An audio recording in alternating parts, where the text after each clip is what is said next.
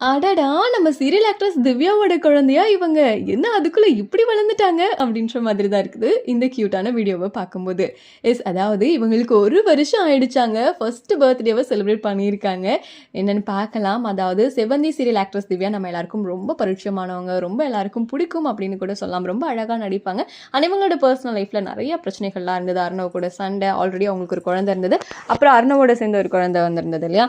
அப்புறம் 2 பேரும் தனித்தனியா தான் இருக்காங்க. 2 பேருமே கெரியரில் மட்டும் கான்சன்ட்ரேட் பண்ணிகிட்ருக்காங்க. குழந்தைய வந்து நம்ம திவ்யா மட்டும் தான் பார்த்துட்ருக்காங்க. அர்ணவ் வந்து இன்னும் ஒரு டைம் கூட நேரில் பார்க்கல அப்படிங்கிறத கூட பல இன்டர்வியூஸ்லாம் சொல்லியிருந்தாரு. ஸோ இப்படி இருக்க நேரத்தில் இப்போ பாப்பாவுக்கு 1 வயசு ஆகிடுக்குங்க, கம்ப்ளீட் ஆகிருக்கு. ஸோ அதை வந்து திவ்யா வந்து ரொம்ப ஹாப்பியாக அவங்களோட சோஷியல் மீடியா பேஜில் அழகாக குட்டி பாப்பா வந்து ஃபஸ்ட்லாம் பார்த்தீங்கன்னா செட்டில் இருக்கும்போது அப்படியே கையை காலை ஆட்டிக்கிட்டு இருக்கும், அப்படியே படுத்துட்டு இருக்கும், தவழ்ந்துட்டு இருக்கிறதெல்லாம் கூட போட்டாங்க. இப்போனா நடக்க ஆரம்பிச்சிட்டாங்க குட்டி பாப்பா, அழகாக நடந்துட்டு இருக்காங்க. ஸோ அதுக்குள்ளே 1 வருஷம் ஆயிடுச்சா அப்படின்னு சொல்லிட்டு எல்லாருக்குமே பயங்கர ஷாக்கிங்காக தான் இருக்குது. 1 வருஷம் ஆயிடுச்சு. நம்ம திவ்யா ஸ்ரீதர் வந்து தனியாக குழந்தைய வந்து ரொம்ப அழகாக வந்துட்டு மேனேஜ் பண்ணி கெரியரையும் மேனேஜ் பண்ணி சூப்பராக வளர்த்துட்டாங்க அப்படின்னு தான் சொல்லணும். ஸோ நம்ம சேனல் சார்பாக மனசார திவ்யா ஸ்ரீதர் அவங்களுக்கு நம்மளோட பெஸ்ட் விஷஸ் தெரிவிச்சுக்கலாம். அதே மாதிரியே குட்டி பாப்பாவுக்கு நம்மளோட பர்த்டே விஷஸையும் தெரிவிச்சுக்கலாம்.